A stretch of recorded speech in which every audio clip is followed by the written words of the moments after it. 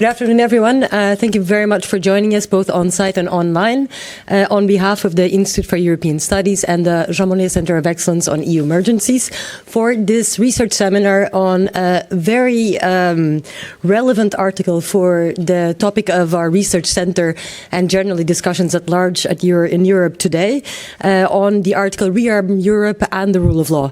We have the privilege today of welcoming 3 of the 4 authors of this article, León Castellanos-Jankiewicz, who's a senior researcher at the Asser Institute for International Law and European Law in The Hague, but also the principal investigator of the project ReArming Europe with Legal Accountability.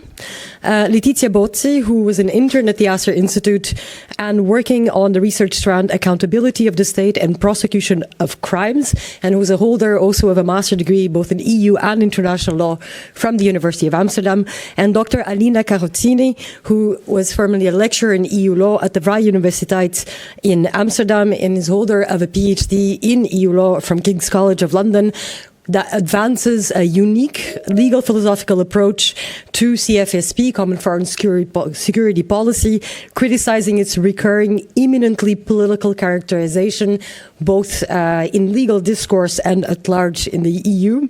And we also have the pleasure of having as discussant, let's say a friend of the Institute and certainly also of the Jean Monnet Center, Professor Elsa Bernard, who's a professor of EU law at the University of Lille and a visiting professor at the College of Europe. She has written extensively on matters of EU security and defense, as well as EU institutional law and human rights. So in light of the scope of the article, we could not have asked for a better discussant. The article itself, you can find it online, open access. It was published at the beginning of this year in European Defence and Security Law and Policy quarterly, but you can find it freely. Also, we try to disseminate it as broadly as possible because we're really looking forward to your views. It really advances a critical appraisal about the compatibility or lack thereof of the EU's ReArm Europe plan, and specifically the European Defence Industry Programme, or EDIP, with respect to the EU's commitments, both internally and externally, with respect to the rule of law. So we're speaking about internal principles such as conferral, such as institutional balance, but also the EU's international commitments under the Armed State Treaty and human rights obligations at large that perhaps were somewhat sidestepped in advancing EU defense goals, as the authors will in any case argue, and I'm sure we'll have an interesting discussion around it. On this note, I will first give the floors to the authors, and then for about 30 minutes, you can organize yourselves as you wish, and then to Elsa for her remarks. Thank you very, very much. Thank you so much, Teresa. Dr. Cabrita, merci à tous et à toutes. Je suis très heureux, très content d'être ici à l'Université Saint-Louis Bruxelles. Je sais très bien qu'il s'agit d'une institution très francophone, mais quand même, je veux passer à l'anglais pour pouvoir faire notre communication. Thank you so much once again to Dr. Teresa Cabrita for this wonderful welcome. Thank you to my co-authors, co-panelists, and to the especially EU Emergencies Consortium, the Jean Monnet Excellence Center here at Saint-Louis. And I would also like to thank Professor Elsa Bernard for kindly accepting the invitation to comment on our paper. And I will just wave because we cannot see her from the podium. Thank you so much. So, I will begin by just framing the paper in a couple of minutes and explain what we will do in terms of presentation and time distribution. First of all, my colleague Letizia Bozzi will present the rule of law, let's say, architecture that we used in order to conceptually situate the paper. This will be followed by Alina's detailed discussion of EU law and how that plays a role in the rule of law of ReArm Europe, compliance, non-compliance, etc. And I will finalize for about 10 minutes each, with some remarks about human rights, but also some political implications and policy implications of this plan, and specifically the EDIP regulation that was adopted late last year. Before I hand over the floor to Letizia to discuss rule of law, I just want to give you a little bit of the background in terms of how we wrote this paper and the moment in which we were when we were having these discussions. Just to give you a little bit of, refresh your memory, EDIP was adopted in November of last year, and we started these discussions already in September and even submitted the paper to the journal before EDIP came into force.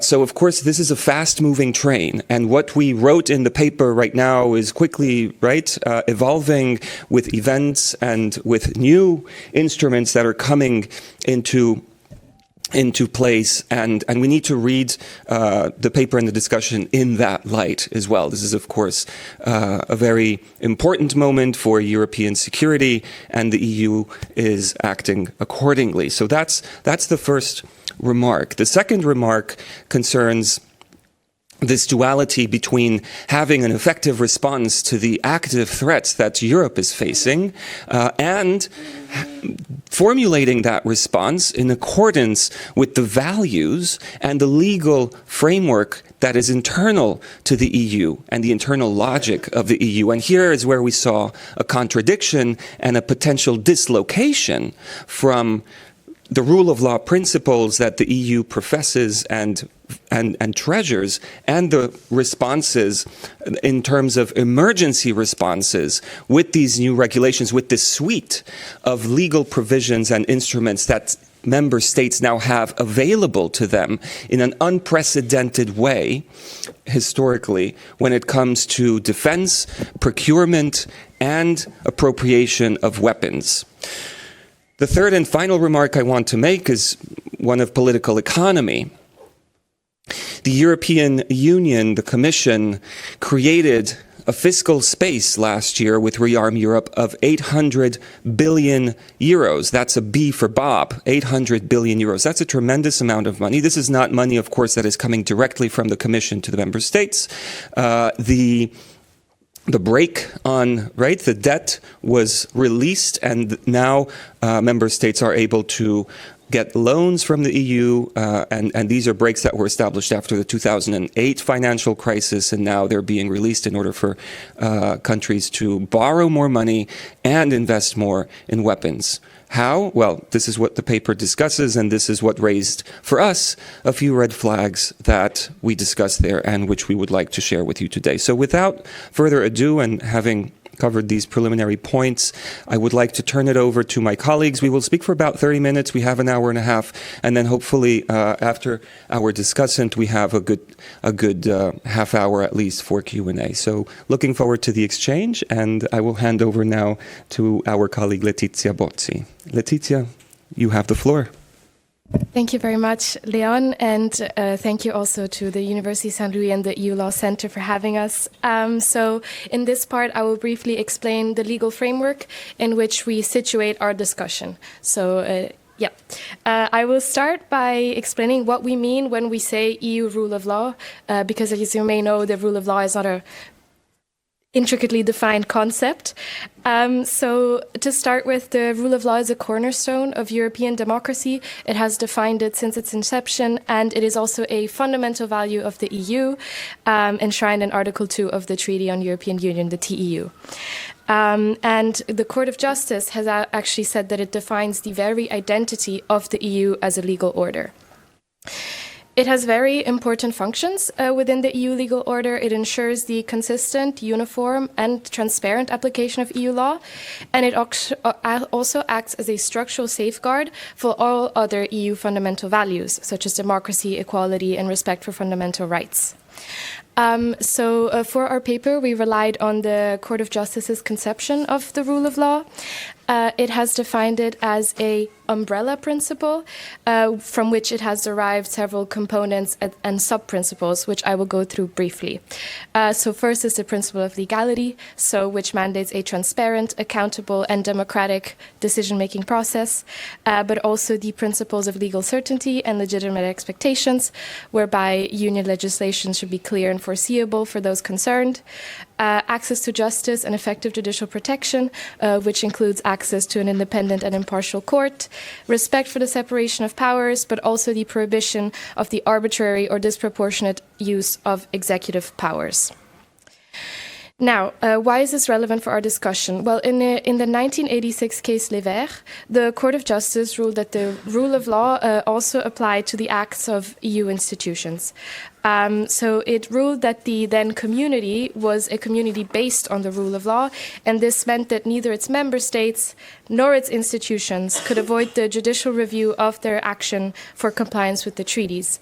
And from this we gather that the rule of law must be respected across the full spectrum of EU law, and this of course includes EDIP and all the new defense readiness instruments that we're seeing at the moment.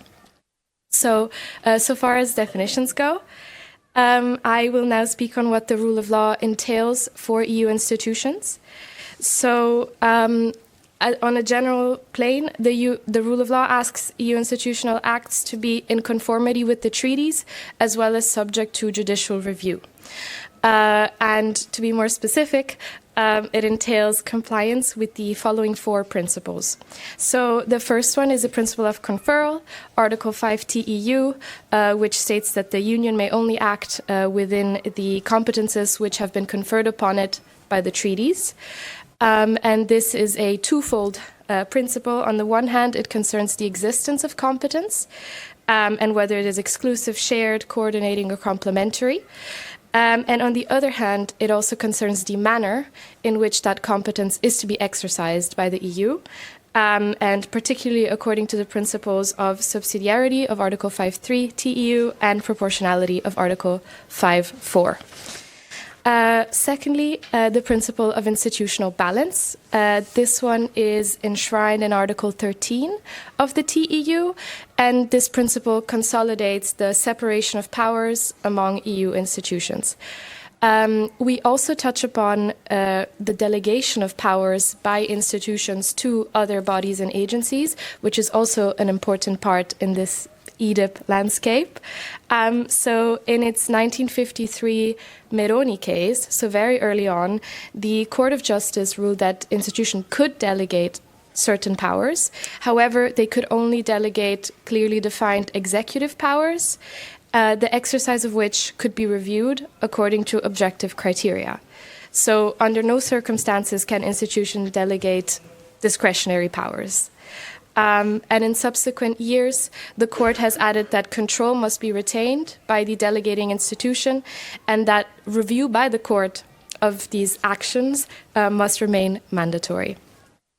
Thirdly, the corollary principles of legal certainty and legitimate expectations. So EU laws must be clear and their application foreseeable to all of those subject to them, particularly where the laws might have adverse consequences for the subjects. And fourth, we examined the principle of judicial protection. This one is enshrined in Article 47 of the EU Charter and Article 19 of the TEU.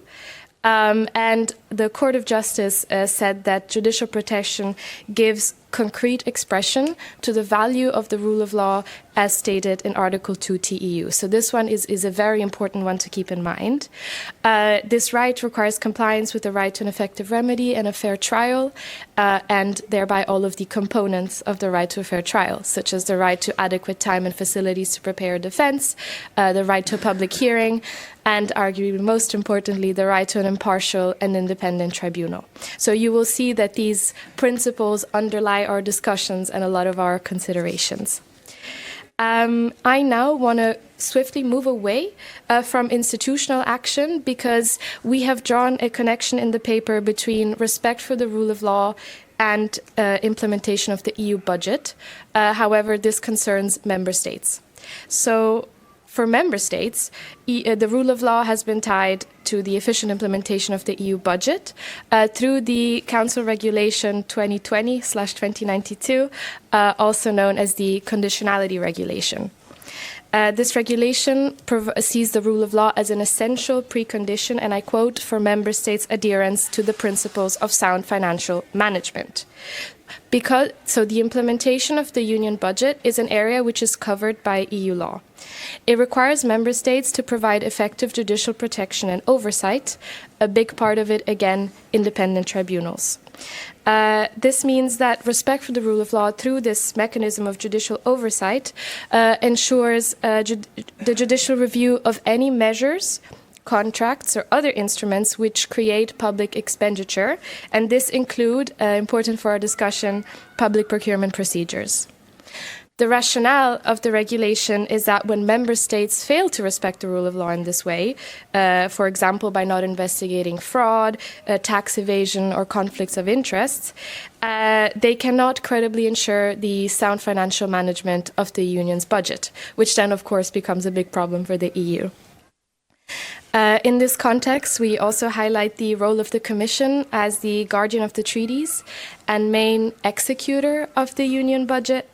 In the conditionality regulation, actually, the Commission can determine whether a member state has violated the rule of law within the meaning of the regulation, and if so, it can eventually adopt appropriate corrective measures to induce compliance from the member state in question. These measures include, but are not limited to, the suspension of payments and other legal commitments, reduction of funding, and the prohibition to enter into new commitments or agreements on loans, or any other instrument which is guaranteed by the EU budget. And this is just a brief introduction to the topic, and my colleague Alina will then use this introduction to guide a discussion on the matter. But before I hand it over to her, I want to briefly touch upon the connection between the rule of law and human rights, which we find to be a pretty strong one. So going back to Article 2 TEU, it states that the rule of law, respect for human dignity and rights are interconnected, and neither can be fully realized without the other.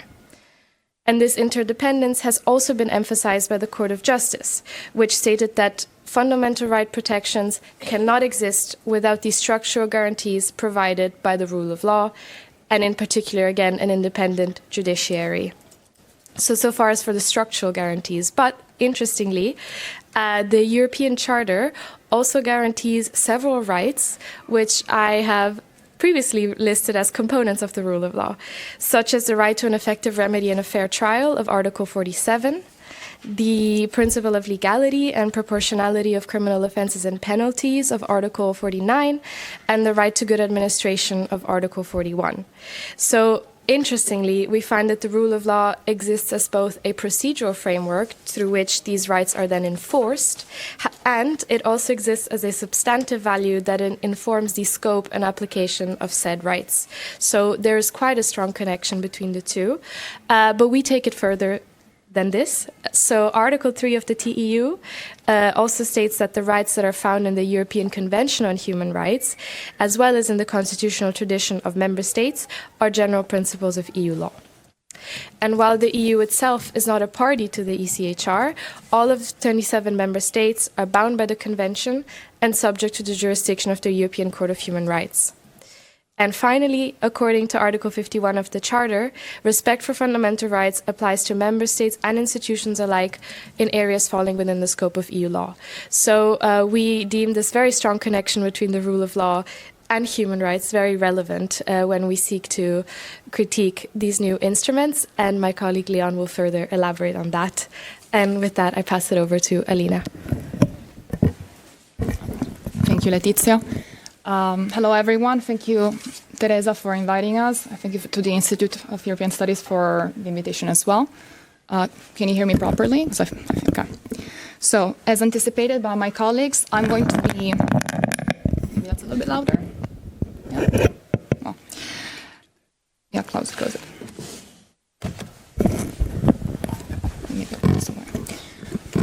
Thank you. So, as anticipated by my colleagues, I'm going to be giving an analysis rather of EDIP's EU law framework, and namely of the competence issue that essentially this regulation raises, because when we look at EDIP, we can see that there is an inherent tension in terms of its rationale and its objectives. On the one hand, it is argued to be an instrument that it is part of ReArm Europe. It has this logic of security, of preparedness and readiness for potential conflict in the future, for the security crisis and context that we find ourselves in. But then if you look at the legal basis of the of the regulation and of the logic and the measures that it adopts, you see that it is a market and industrial instrument. It is negotiated, it is written, and it is articulated on legal basis that have nothing to do with foreign policy, to the exclusion of Article 212 TFEU, which is about technical cooperation with third countries. Obviously, because there's an element of construction of the Ukrainian defense and industrial technological base. But that aside, even though the regulation itself in the preamble, in the provisions, makes explicit and repeated reference to the security context, to the security aims, pragmatically, the legal basis and the provisions are industry, market-oriented, competitiveness, readiness, like market and industry-oriented. I think this tension is worth examining, especially because the measures that this regulation introduces are quite broad and severe and include quite a lot of money as well. So the first issue that I identify in the paper concerns the use and reliance on the union's budget. So one of the legal bases of the regulation is Article 322, which concerns the Commission's power of implementation of the budget, but in general, the use of the budget of the European Union. Now, we know that EDIP essentially wishes to also invest in the construction of the European industrial base and of the Ukrainian one. For the European one, the money that we're going to be putting into this will come from both the budget, I think 1.5 billion, if I'm not mistaken, and external assigned revenue, which could be any kind of contribution of a different type, including, as far as I'm understanding, also potentially sanctions sums. Whereas for the Ukrainian one, we're only going to be relying on the second type, so member state contribution or other things other than the budget. Now, the thing is, pragmatically, this is not an issue. We're going to have to use some money. We're going to be taking money from somewhere. The problem is that the way that the funding or the budget is going to be used for EDIP has to be read in conjunction with the budget regulation as well. And the budget regulation in 2024 was amended specifically to bolster the logic of crisis within this instrument. So whereas before the budget regulation essentially, insofar as contributions and donations that can be made to the Commission of tools or materials and so on and so forth, which is part of what the concept of external assigned revenue would be in EDIP, was concerned previously, it subjected essentially this gift or donation procedure that the Commission could receive to an interinstitutional procedure. So whichever gift or donation was made to the Commission for goods, materials, and so on and so forth had to be checked by the Parliament and the Council as well. Now, in 2024, the budget regulation changes. The logic of crisis and preparedness is augmented as a result also of the increasing importance of preparing for emergencies.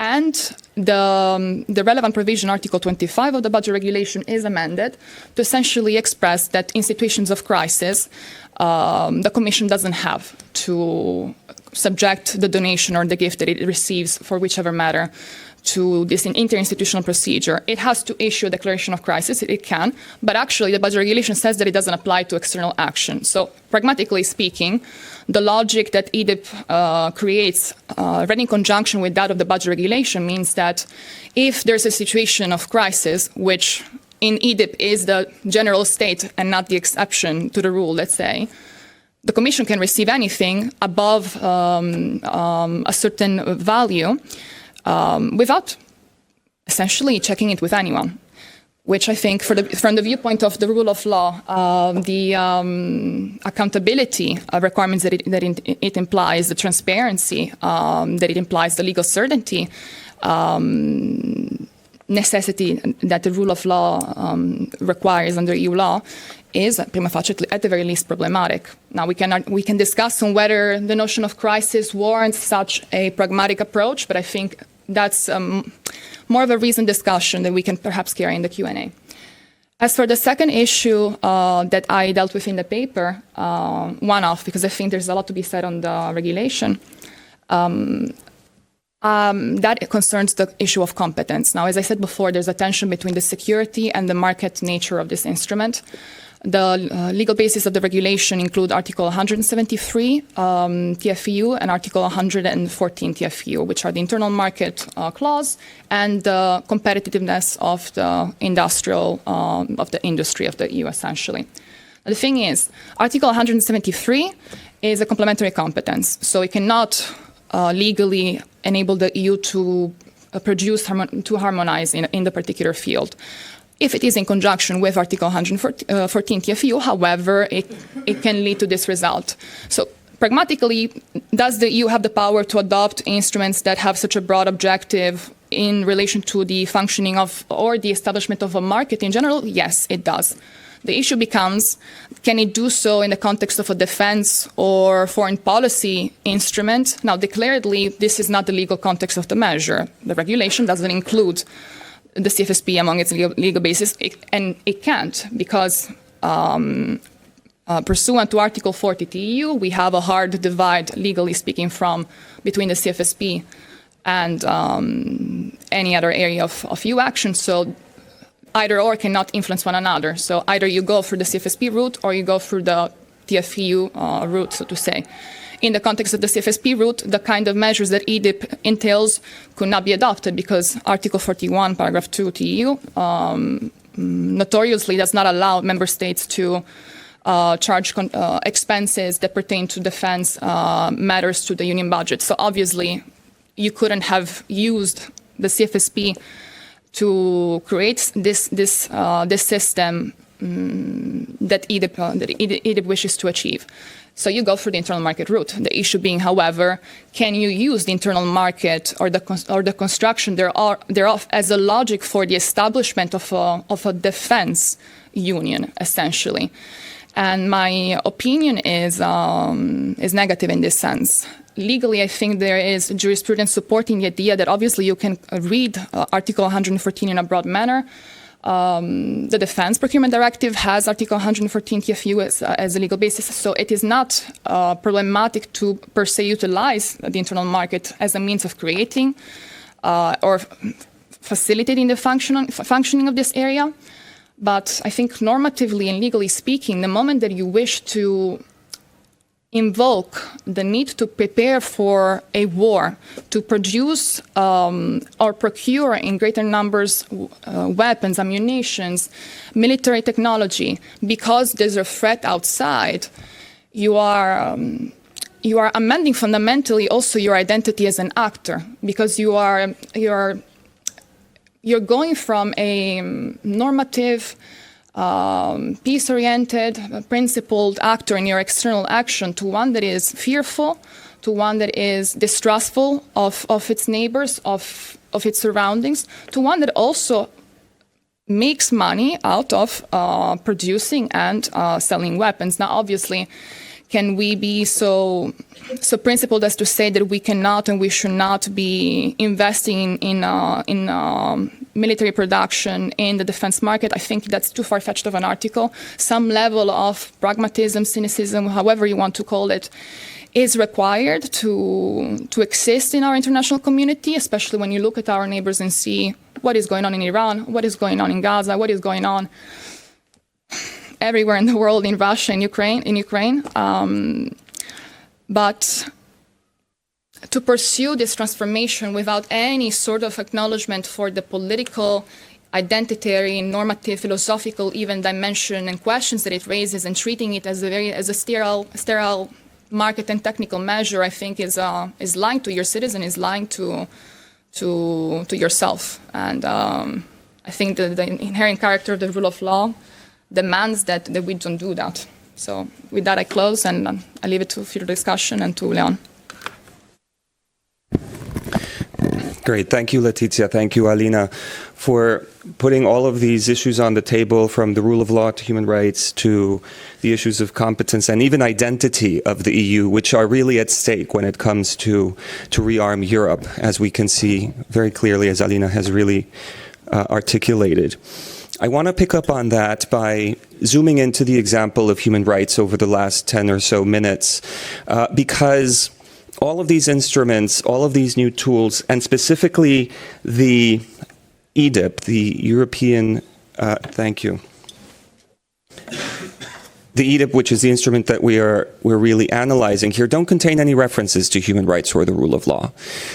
We do have international treaties and EU policy, which tell us something about the obligations of the member states regarding arms transfers and arms production and stockpiling, etc., and how human rights come into play when it comes to the transfer of those weapons. We have the Arms Trade Treaty, which talks about risk assessments. You cannot make these transfers or sales when there are human rights violations on the other end of the supply chain or the value chain. We have the EU Common Position, 2008, also talking in terms of international humanitarian law and human rights, and how those standards need to be observed when we're transferring or selling weapons. And of course, everything that relates to ReArm Europe, you are creating a market not only for domestic or regional consumption. In order for that market to be economically viable, there's going to have to be sales to third states, because the arms industry is a very heavy, sort of heavily reliant on international commerce and demand from outside the producing countries. And again, there are no references to how these new instruments and tools are going to interact with international human rights law, international humanitarian law, and even risk assessments in this regard. So I want to take it back to the dichotomy, because we are in a session, we are in a seminar which discusses emergencies. So I want to start by reframing this in the emergency/accountability so-called binary or trade-off, because this is what this is about. It's the Commission and the member states are trying to balance emergency and accountability. There's too much of emergency and too little of accountability, as we argue in the paper. But this is not a binary. And treating it as a binary, I think, would be a mistake. A policy person over in the Commission might criticize us and say, well, wait a minute, moving fast, the way we need to move right now, because the threat is real, because of all of those crises that Alina has mentioned, requires cutting legal corners, and the rule of law is a drag on readiness. It's slowing down readiness, so we need to adapt here and be realistic. We need to be cynical. We need to be practical or pragmatic. But is that really the case? Are we in a moment today where this is a unique phenomenon, where speed is necessary? And I want to challenge that position a little bit, because what has been the trend? The trend is that the current crisis is in part a product of decades in which Europe did exactly that. It moved fast at the national level, invoked security exemptions liberally, and ended up with 27 fragmented defense markets, inflated procurement costs, and a continent that in the 12 months after February 2022, the Russian invasion of Ukraine, sent 78% of its procurement money, euros, to non-European suppliers, and 63% of that to the US alone. So fragmentation is costing the EU a lot of money, and it's been going on for a long time. And so the procurement problem in the EU is not primarily a legal one, even though here in the paper we articulate that legally. It's also a political economy problem with legal symptoms. The legal symptom, one of the main ones, which we don't address in the paper, but which I think is an elephant in the room, is Article 346 TFEU, the treaty-level provision that lets member states derogate from EU procurement rules whenever they consider it necessary for their essential security interests.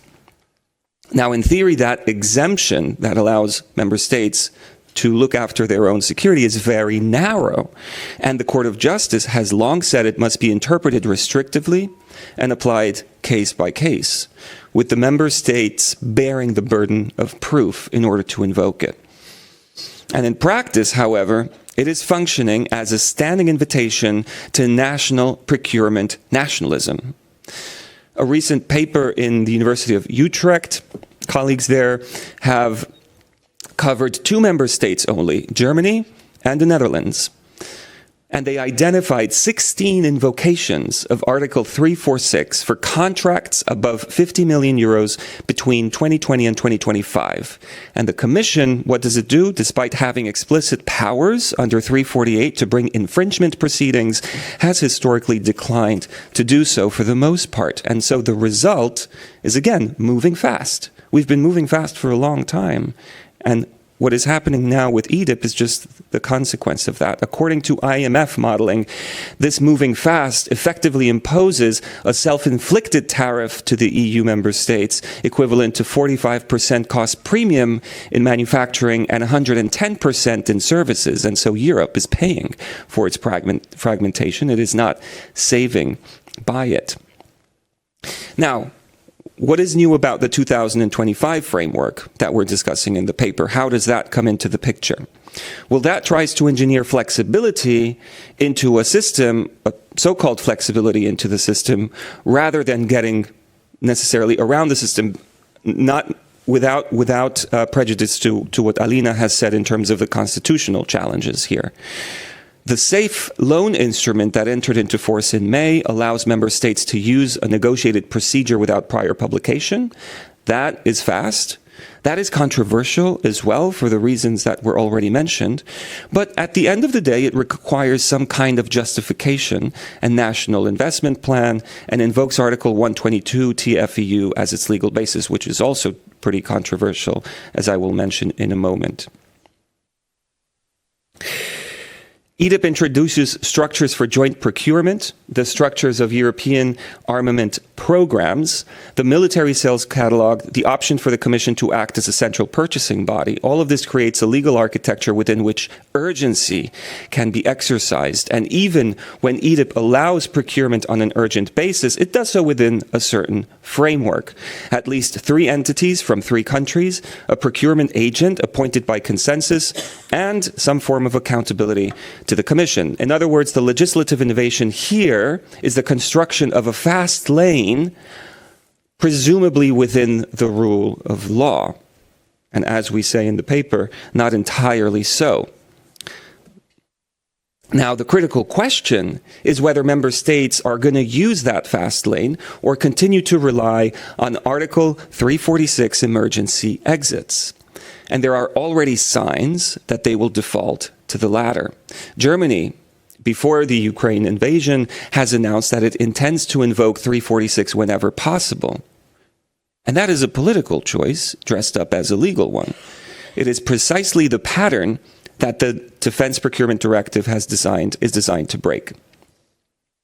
The Commission's Defense Readiness Omnibus represents a subtle but important shift. It clarifies that 346 invocations in defense procurement remain subject to scrutiny, even as it loosens the rules elsewhere. And so the forthcoming revision of the Directive on Procurement 2009-81 EC, currently under discussion, is the critical legislative vehicle for this, and its success or failure will determine whether Europe builds a genuine single market for defense equipment within the rule of law, or whether urgency becomes the permanent justification for fragmentation or unification. So to close this part of my presentation, speed and legal certainty are not necessarily novel in this framework. They've been going on for a long time. That tension has been happening for a long time, and they require political will to use the instrument that Europe has built in the past, and a commission that is willing to enforce the ones that already exist. Now, to close my remarks, I would like to move to the human rights part of the paper. The current reforms are not necessarily balancing flexibility against human rights. They are attempting something far more novel. They're building a supranational procurement infrastructure for a domain that has historically been the last corner of national sovereignty. It is a constitutional project, just as it is a regulatory one. As Alina just said, it is very important to get the constitutional part right. The tensions that this generates are not necessarily only legal, they're also very much political. Research using the EU's tender electronic daily platform shows that only around 10%, and I'm moving into the accountability point, only around 10% of defense spending is actually reported there. 3/4 of those contracts are reported go to national firms. They don't go to joint procurement projects, and cross-border awards remain limited to smaller member states. So we're not just talking about a procurement market with transparency problems.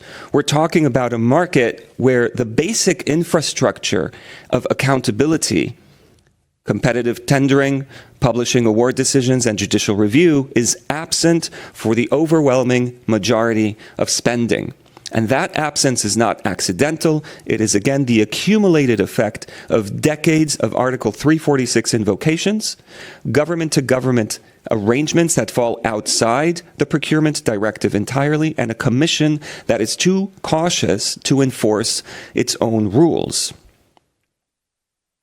Now, EDIP introduces several innovations worth mentioning. The structures for European armament programs, SEAPs, I call these mini international organizations.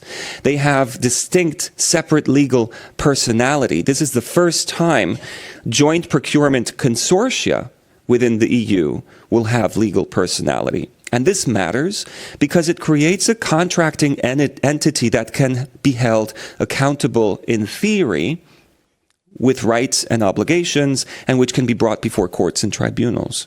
But as we discuss in the paper, the provisions and the mechanisms with which that comes into force are really, really unclear. There's lots of open questions, and perhaps we have situations in which we will have denial of justice for people who are affected by the sales of these weapons, their transfer, their diversion, and the trafficking that might result from the misuse of these weapons. So this is what we call, or what has been discussed as the accountability gap in joint procurement.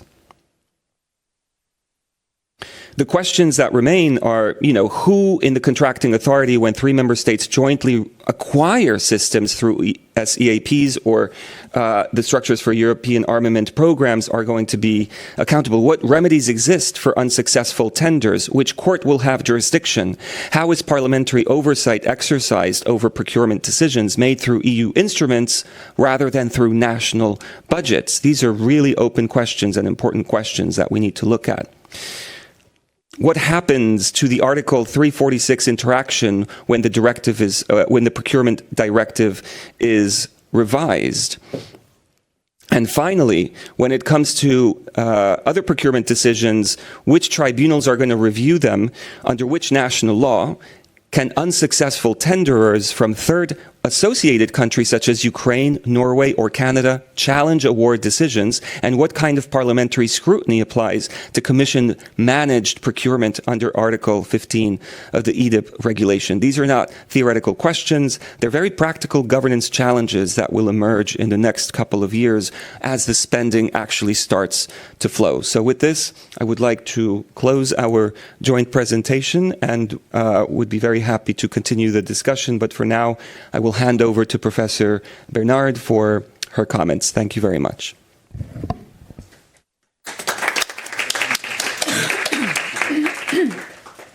Thank you very much, Teresa, for inviting me to discuss this article, which is of great interest in this very particular political context, where rearming Europe is presented as a key priority for the European institutions and also for most of its member states. Yet in time of crisis or emergency, we often see a kind of hierarchy emerging between the different objectives that a state or an international organization is supposed to pursue. For example, after terrorist attacks, we observe more restrictions on human rights, and we also observe that citizens are more inclined to accept such restrictions since they are justified on security grounds. We also saw something similar during the COVID-19 pandemic. In the current context, against the backdrop of Russia's war against Russia, Russia's threats towards the Union, and the fact that Europe can no longer fully rely on the United States for its protection, or at least that this long-standing reliability is now being questioned, the rearmament of Europe has clearly become a top priority. And the risk, of course, is that very important constitutional principles of the European Union, including its core values, as you said, are pushed into the background. This is what you describe as the threat paradigm, if I understood correctly. In that context, the area we are talking about, the rearmament of Europe, is particularly sensitive for two main reasons. The first reason concerns, as you said, the respect of the principle of conferral laid down in Article 5 TEU. And regarding the competences conferred, the division of these competences between European institutions, especially since defense mainly falls within the intergovernmental framework of the Common Security and Defense Policy, the CSDP. The second reason of this sensitivity is that we are talking about rearming Europe, which means producing and buying weapons. And of course, weapons are designed to kill. So even if rearmament is presented as a legitimate form of deterrence, it still inevitably increases the risk of death and destruction. That's why it raises important questions about fundamental rights, the Union's values and its objectives, notably the objective of promoting peace in the world mentioned in Article 21 TEU. So, in short, the European Union's rearmament policy and all the initiatives and programs linked to it, so EDIP, EDIS, the ReArm Europe Plan, Readiness 2030, the White Paper on European Defence and so on, all these initiatives and programs should not justify everything at any cost. In particular, they should not overshadow the need to respect the rule of law within the EU legal order. However, despite its importance, the issue is still rarely discussed in legal scholarship. And one of the strengths of your article is that it engages with it quite early on, since you analyze the EDIP proposal for a regulation, because as you mentioned, the regulation itself that was adopted in December 2027 had not yet been adopted when you wrote the article. And that could be my first question. So if you were writing this article today based not on the proposal, but on the regulation itself, I imagine that you would write largely the same piece, since the text resulting from the negotiations between the European Parliament and the Council broadly reflects the ambition of the Commission's proposal. But I would be interested to know whether you would revise or expand any part of your analysis. So I don't know, shall I keep going with my questions, or maybe it's... Yeah. No. Okay. Okay, so that would be my first question.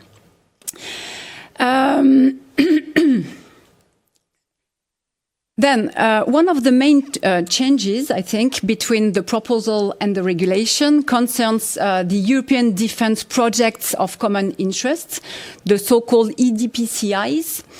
So these are projects aimed at ensuring the provision of defence capabilities at the European level, which are considered strategically important for the European Union as a whole, and which no member state can provide on its own. So, for instance, a European air defence shield.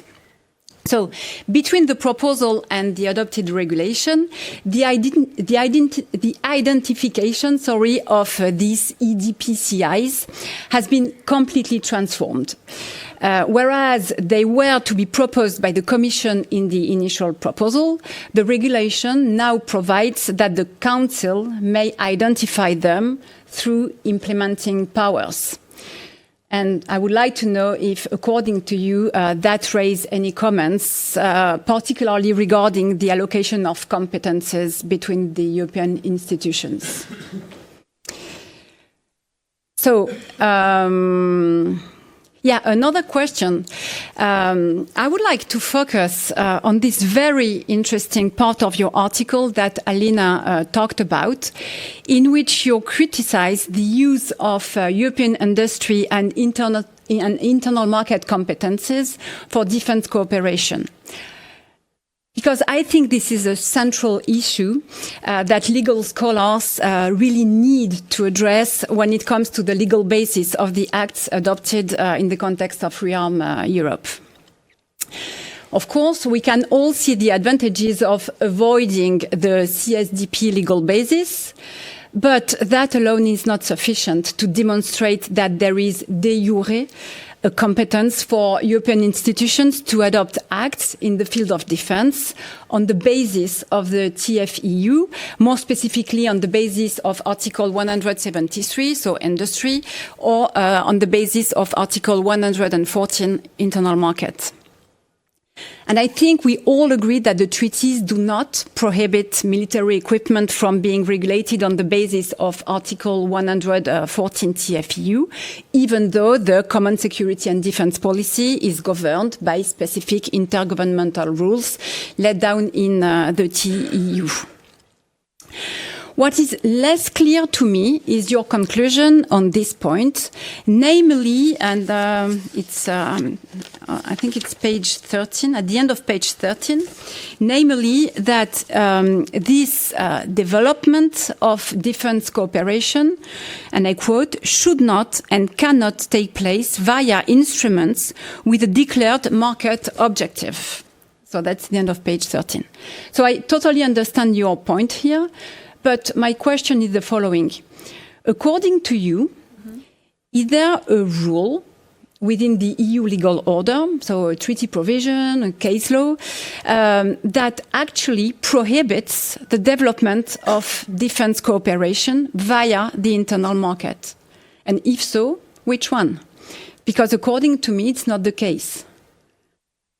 And maybe I can go a bit further because a bit after that, page 14, you also write, and I quote, that the treaties do not exclude the possibility of defense integration. Mm-hmm. So of course, we all agree on this point, but they do suggest textually, and by textually, I think you refer to the preamble of the TEU and Article 24 TEU that you just mentioned previously. So they do suggest textually that the path needs to be undertaken through political rather than market processes. And for me, I have to say that I totally understand your point, and I am also, it's also a problem for me, but for me this is not obvious, especially since the hypothetical future common defense, I quote the preamble, that is mentioned not only in the preamble but also in Article 42 of the TEU, meant for the drafters of the treaties a European army. That's what they had in mind. And this is not what the institutions are doing now with the EU rearmament policy. So I would be interested in your view on this. Just to clarify, you said the question is if there's a provision in the treaties that prohibits explicitly consolidating defense through the market. Yeah, exactly.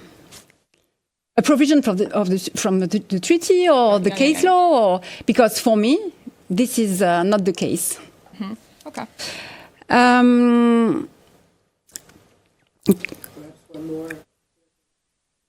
Okay. So one more question, yeah, because I have a lot of questions, so you will have to stop me at a certain point. So my next question concerns not so much an eventual breach of a treaty provision, but rather its interpretation. And I'm referring to Article 41, paragraph 2, TEU, that you also mentioned, Alina, in the light of the financing of weapons through the Union budget. Because I think the treaties are not clear at all on this point. However, if we refer to the European Peace Facility, which is an off-budget instrument of the European Union, one might infer that the EU budget didn't or could not, at least until recently, finance the purchase of weapons. And I would be interested in your view on this interpretation and whether, in your opinion, the various instruments recently adopted in the context of Europe's rearmament are contributing to an evolution of this reading. And here, excuse me, here, I'm thinking perhaps less of EDIP and more of the safe instruments that Leon mentioned, which provides up to 150 billion euros in loans to member states requesting financial assistance for investments in defense capabilities, including lethal defense equipment. So I can stop for now and I will keep going if necessary. Thank you. Great. Thank you, Professor Bernard, for those really insightful questions. And I think that they really allow us to elaborate a little bit on what has happened after the adoption of the directive in November and bring us to the present moment. For me, I'll start with the first question, which is what would we have done to revise or expand the article in order to reflect the actual text as it was adopted, and also contemporary and current events as they have evolved. For me, I think it would have been important for this EDIP directive to explicitly acknowledge the challenge of Article 346 invocations and what is the relationship between 346 and national defense policy and this joint procurement system that EDIP is trying to achieve. I think that is really something that has gone unaddressed, and I'll explain why. One of the problems with EDIP is that its current structure is designed to accelerate precisely the technologies that pose the most complex regulatory challenges and the most serious human rights and reputational risks. And this creates an opportunity for companies that were not necessarily in the defense industry to come in and use those funds. Why? I'm talking about technologies that, if deployed without adequate safeguards, can enable mass surveillance, discriminatory targeting, and networked violence. I'm talking about small and medium-sized enterprises.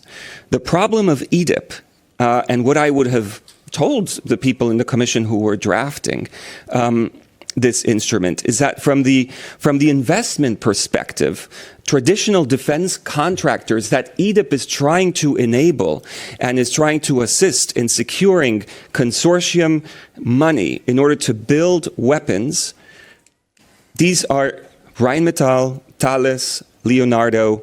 These companies operate on a 5 to 7 year procurement cycle to build a tank, to build a fighter aircraft, to build mobilization technology. They're designed for heavy metal systems, complex integration, long testing cycles. EDIP cycle, the EDIP financing and investment cycle is 3 to 4 years. Too short for these legacy companies to be able to absorb the money, manufacture in a consortium of 3, 4, or more countries, and then deploy. So these big legacy prime contractors, as they're called, are not going to be able to tap into that fund, into that money, as far as EDIP is concerned. Who can operate within a 2 to 3 year framework between now and 2029, 2030? Small and medium-sized enterprises, startups, AI-powered companies that are creating weapons that rely on new technologies, companies that are using autonomous aerial and ground vehicle production, AI-powered intelligence, surveillance, and reconnaissance systems, cyber defense platforms, edge computing for battlefield applications, and sensor fusion and autonomous decision-making systems. So all of these highly controversial dual-use items, which are available in different modalities in the civilian and military markets, which pose tremendous challenges in terms of regulation. So if I had been, if I were to update this article, this is something that I would really put on the table. And why? Because there is no consensus on how one can establish or integrate risk mitigation measures, risk assessments, due diligence procedures, so that these systems and technologies are prevented from causing harm further down the value chain. We have those ideas in theory, but in practice, it is just really hard to, as they say, build them with responsible by design structures. It is possible to train AI platforms to have moral insights to a certain extent, more or less, or to have certain standards and minimum standards that the AI will not bypass. But this is not entirely safe, and I think that's going to be one of the main problems. So all of these dual-use technologies that are adjacent to civilian markets, I think, are one of the big risks and one of the big question marks when it comes to how this money is going to be absorbed in these time frames. And again, this is the short time frame that EDIP provides to use the money, 3 to 4 years, excludes legacy defense companies, and again creates an incentive for nationalist spending and national champions, national defense champions, such as Thales, Leonardo, Airbus, France, and company to use the funds. And again, the whole purpose of a rationalized defense region in Europe is defeated because not just because of national preferences, etc., but also because the legal design of these instruments is preventing them from accessing those funds. So maybe I will mention that, and then we can continue discussing some other aspects of this in the Q&A. But let me now hand over to Alina. All right. Thank you. So I think all of the questions that were asked in some way trigger or concern parts of the paper that I'm very interested in. So I will try to sort of, hopefully I'll give a cohesive answer that addresses everything, because I think they actually are interrelated in terms of their answers. The first question, I think, is the easiest. I mean, I think the constraint here was very much the size. So I think, if we could remove that constraint and expand further as much as we could, I think what I would have liked to expand further would be, for sure, the discussion on the boundary between defense and internal market, much more from a legal and historical perspective, because I think because of the space, it is. But maybe I'm going to be more precise. My question concerns the difference between the proposal and the regulation finally adopted, because I think there are Some differences, actually. I will get to that. And because the second answer I would give to that is precisely the part on the common interest. Now, the reason being, unfortunately, I felt that because of the text of the proposal and the framework that we adopted, it would be good to sort of maintain this structure. So I avoided, unfortunately, to discussing the projects of common interest. Now that we have the regulation with this changed definition and framework, I suppose it would be that specifically because, not to go on my own research, but I would say half of my PhD was concerned with understanding the paradigm of public interest in the common foreign and security policy or EU foreign policy in general. Some time through my PhD, I think in my second year, I was reading CFSP judgments over and over, analyzing them, and I kept reading these passages of the court where the court would justify restrictions to fundamental rights, saying they are acceptable, Article 52 of the Charter, because they serve this objective of public interest or general interest. And I found myself thinking, okay, but what is a public interest? Pragmatically speaking, because they repeat this logic, what makes a public interest and what makes an interest public in foreign policy, especially if you don't have a parliament and a court that can freely intervene in that. So how can you have a public interest in an area where the public is not allowed? So that's what basically half of my PhD was concerned with determining philosophically and legally. And so I have a great interest for that, and that's what I would like to expand further, especially because I think it complicates the discussion. It enriches the discussion on what makes an interest. Without talking too much, I think the answer I came to after reviewing philosophically and historically and legally the way that the concept of public interest or common interest has developed across the treaties and the history of foreign policy, what I came to is essentially that it is not an absolute or deterministic conception. There is no such thing as one type of public interest or one character that you can assign there to. It doesn't necessarily need to have a political connotation. There's philosophers that consider that the concept of public in there can be social, cannot be social, can be market-oriented, cannot be market-oriented. And the way that you determine what makes a public or common interest in legal and political philosophy is very much dependent on what the system of reference for that concept is, especially in foreign policy, which, in my view, in the CFSP articulates it as a political, certainly, but interinstitutional and structured process whereby the Council and other institutions cooperate to determining what is the public interest or the common interest. I think the insertion of the Council in this sense as the entity adopting ultimately, in my view, is not. I'd have to reflect further and explore it further because I think it's quite complex. But I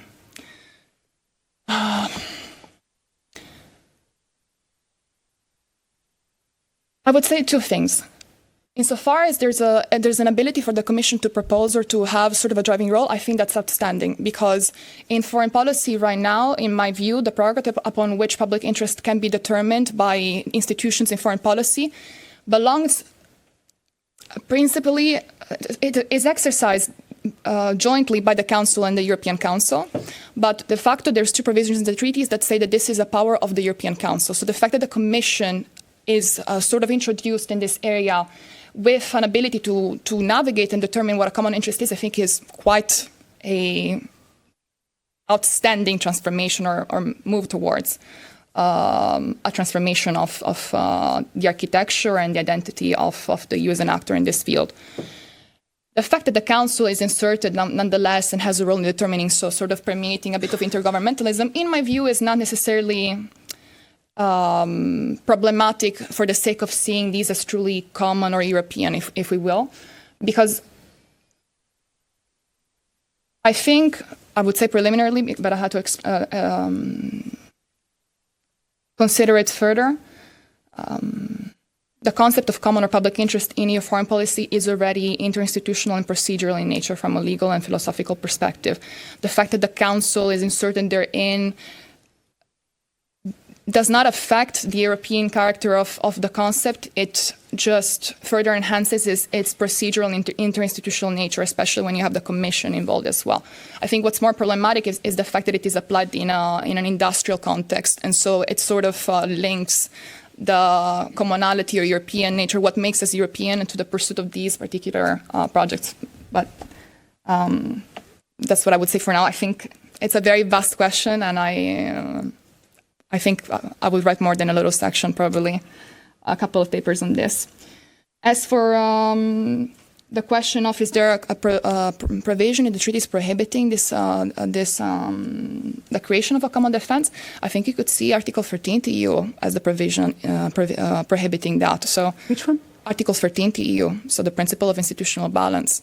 The moment that you de facto, de jure, but somehow non-transparently amend the institutional framework by creating further bodies and structures that meddle and erase the distinction between the CFSP and other areas, like in the context of EDIP, with the creation of these boards or tiny bodies that frustrate the boundary between international and European, between CFSP and internal market, where entities and institutions that are supposedly acting in these separate domains cooperate, in my view, is a change of the institutional, it changes the way the institutional framework operates without necessarily amending the treaties. Now, this is not a new thing. You made a reference to the European Peace Facility. I think it's part and parcel, especially of the history of cooperation in foreign policy, that we sort of try to do things on the side because the limitations placed by the CFSP title are such that it's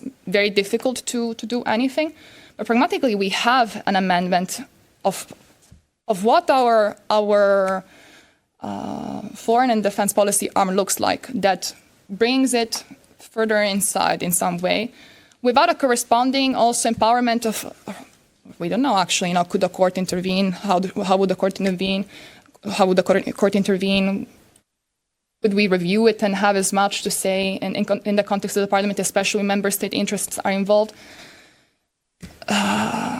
These are all open questions. So I think I would use Article 13 to EU as the sort of the prohibition, not the prohibition, but the provision saying, okay, if you wish to transform or change, do so in compliance with this, which doesn't mean that you can't eventually, you can amend the treaties, but if you read now the recitals of the regulation, it's very interesting, I think, to see that the co-legislators really are really trying to explain the link between EDIP and more specifically the security of supply chapter with Article 114 of the TFEU. And I think that's quite convincing, don't you think so?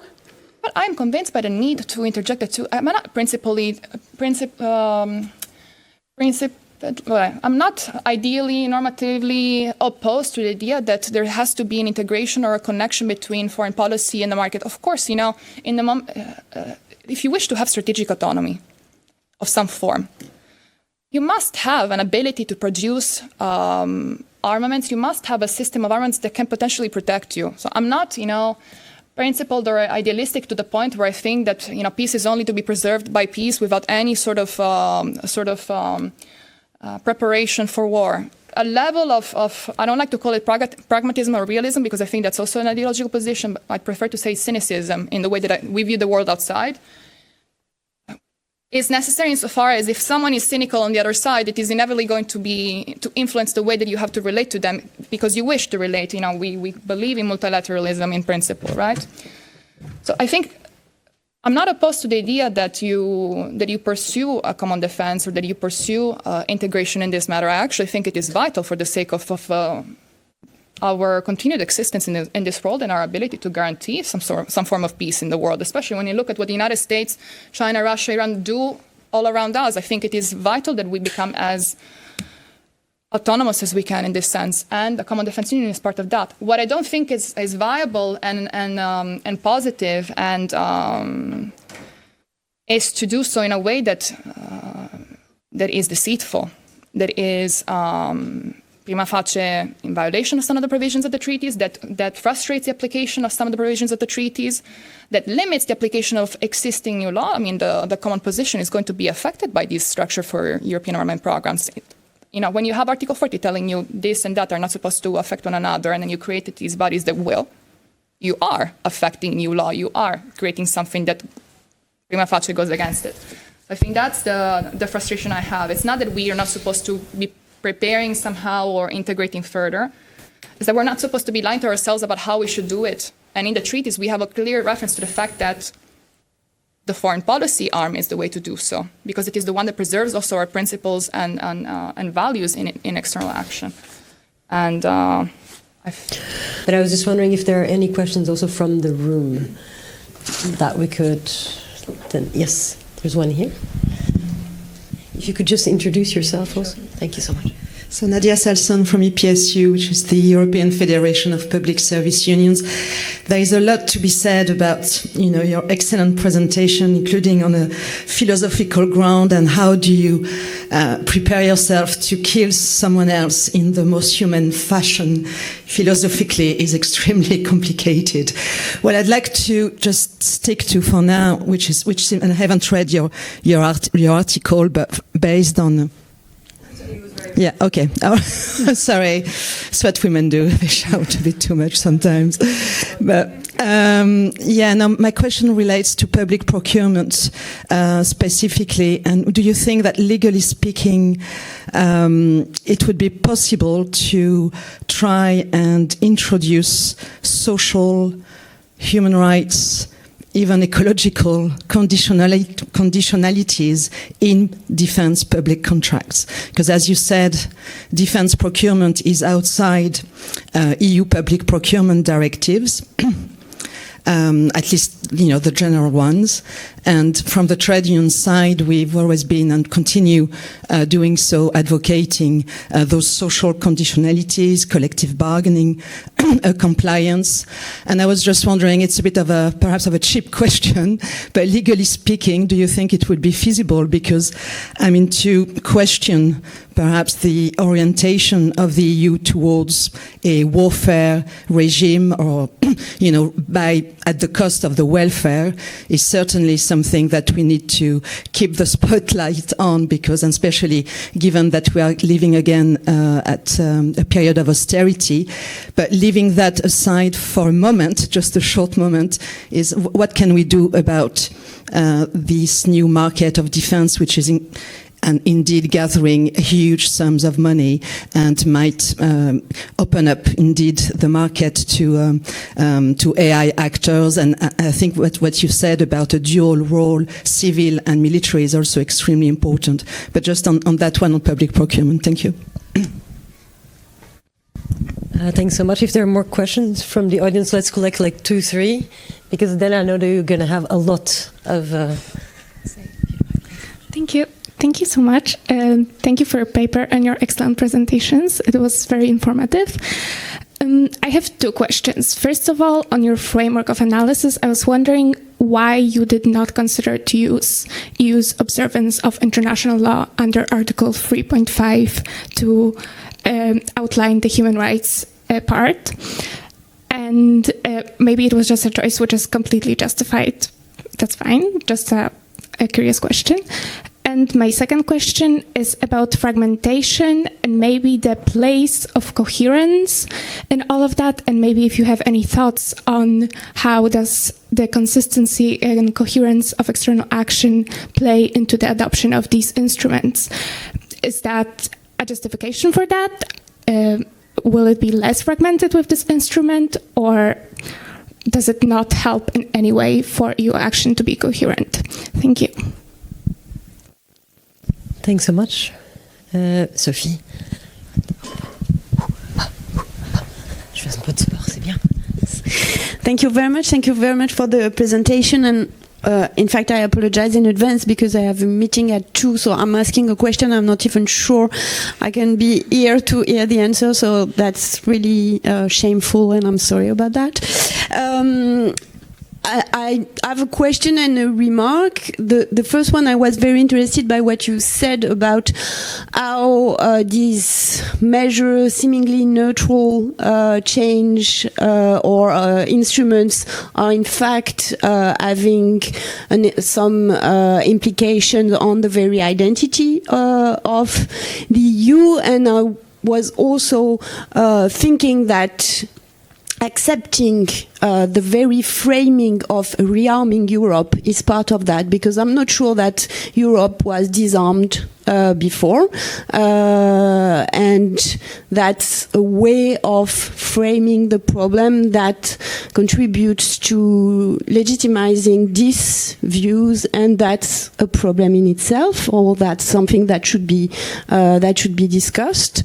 And my question, I don't know if you can answer, would be, in fact, who has been at the origin of the drafting of the measure, who within the Commission, and because my question behind that is, was it something that was really linked to the international context and really the situation of emergency at some point, or in fact, wasn't there a file, a solution that was already existing and that found a window of opportunity to be put on the table to gain new competencies, or change the narratives, have some new tools that give some more leeways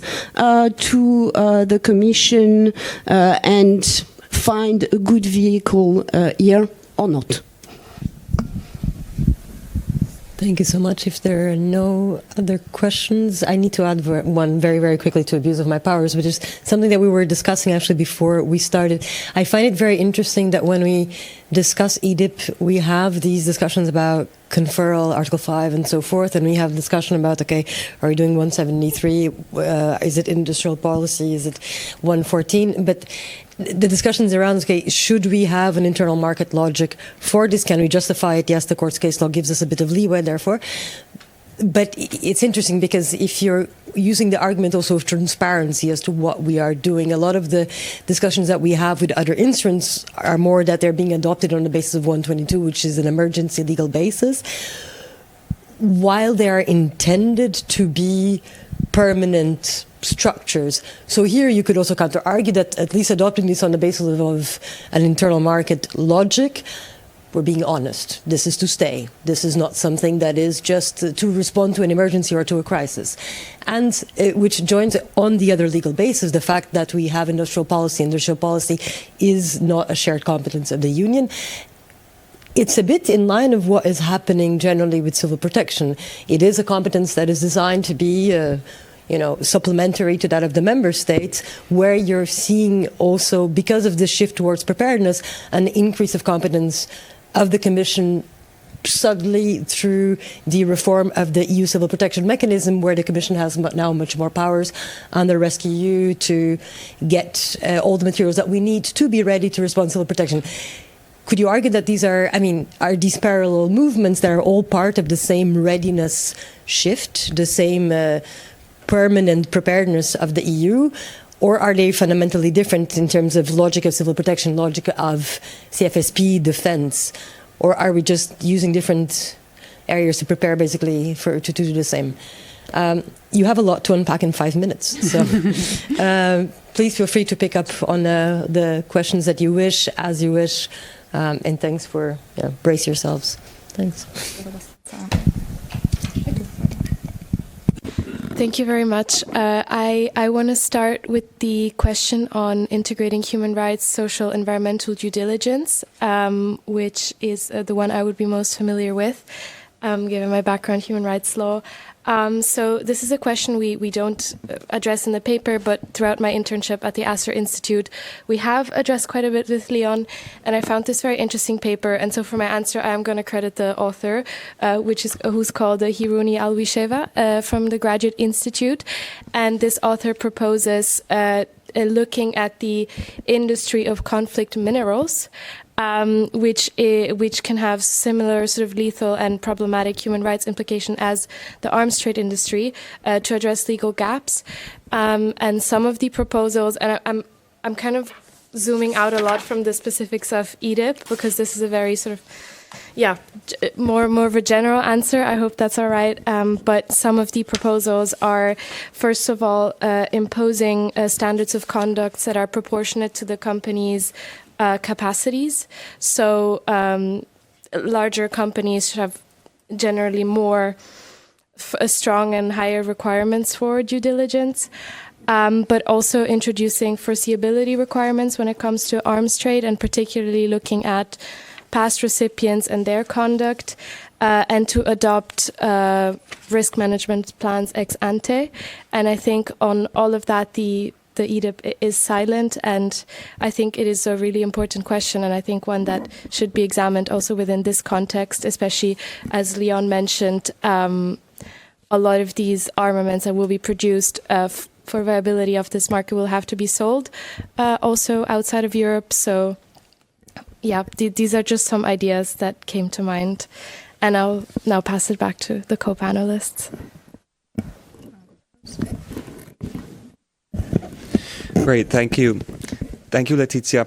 I would like to elaborate on that point, build on what Letizia has just said when it comes to the ecological, societal, but also labor standards that are at play here. That's a very important point. And in EDIP, actually in the article we discussed this very briefly, but it's there.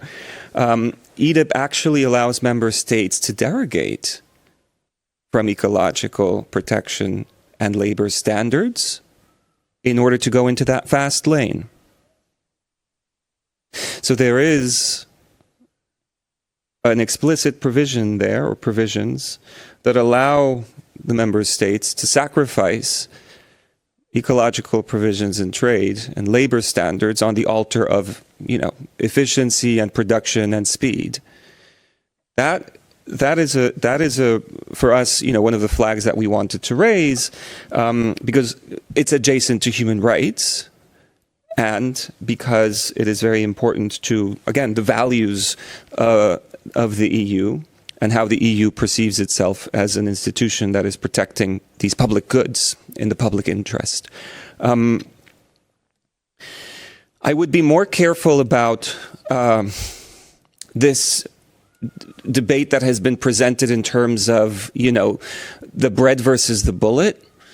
I think that, the idea that because we're spending on defense, we're going to spend less on social welfare. To an extent that is true, but I think that there is a productive way of having that discussion, because it is not always the case that the money that is being put into defense is being taken away from welfare.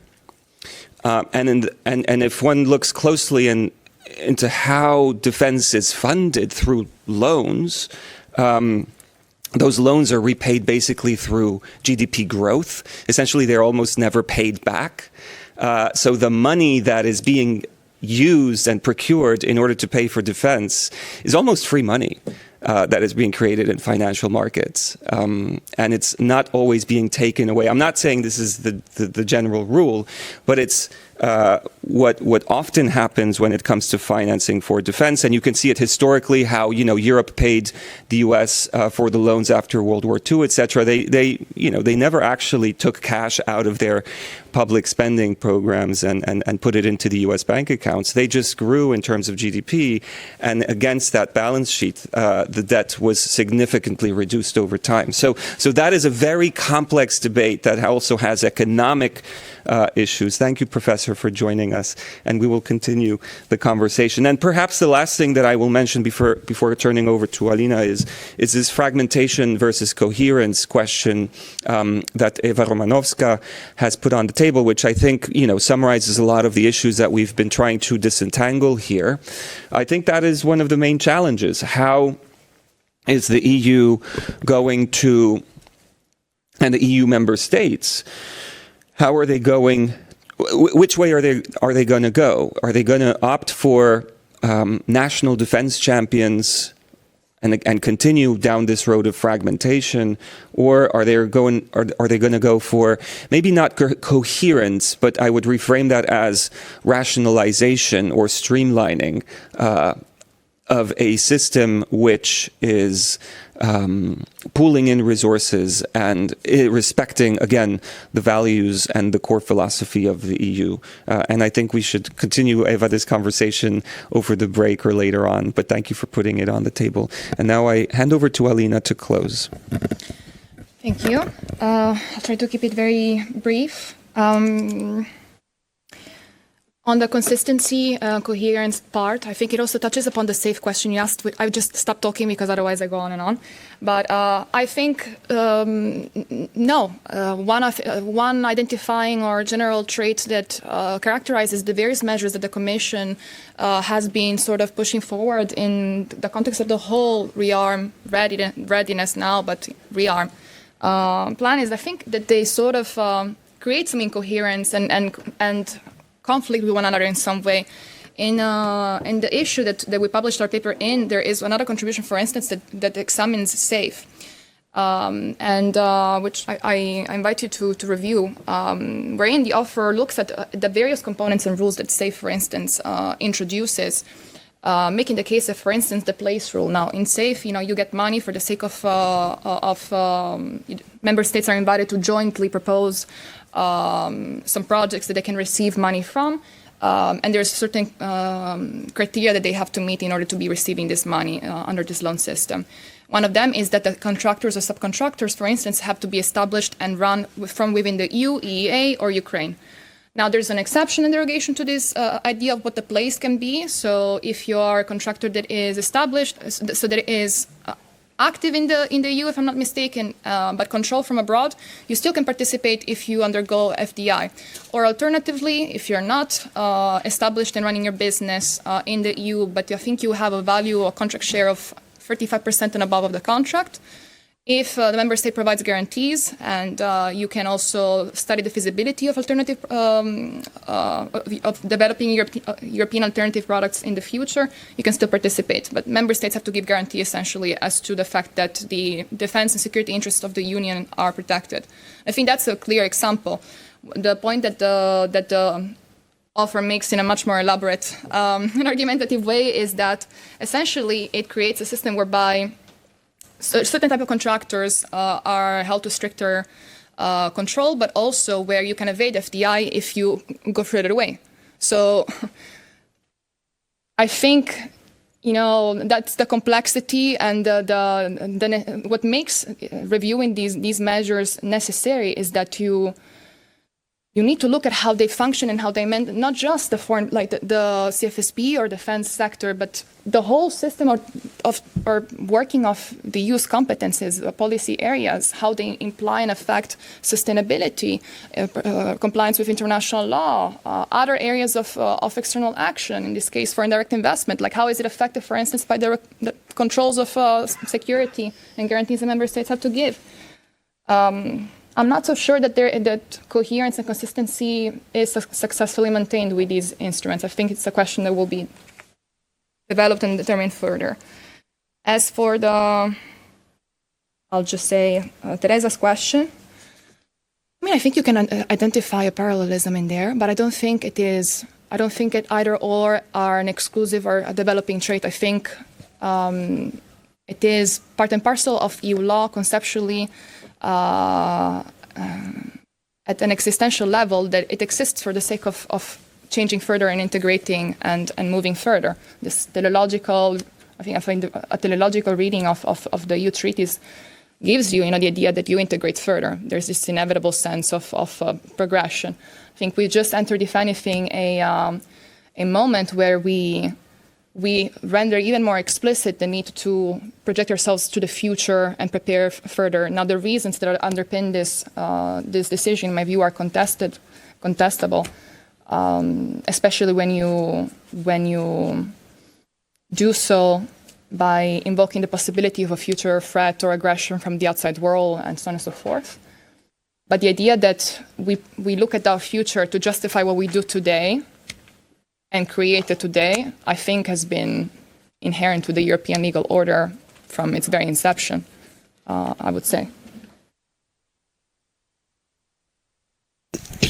Okay, yes. Thank you very much. Also for engaging so well with the questions, and we're I'm really grateful that you came all the way from The Hague, all the way from Lille to kickstart this discussion. I think it's not only very relevant for our Jean Monnet Center of Excellence for current times, but it also shows that it's really just the start of a discussion that has to continue and has to perhaps be deepened later on.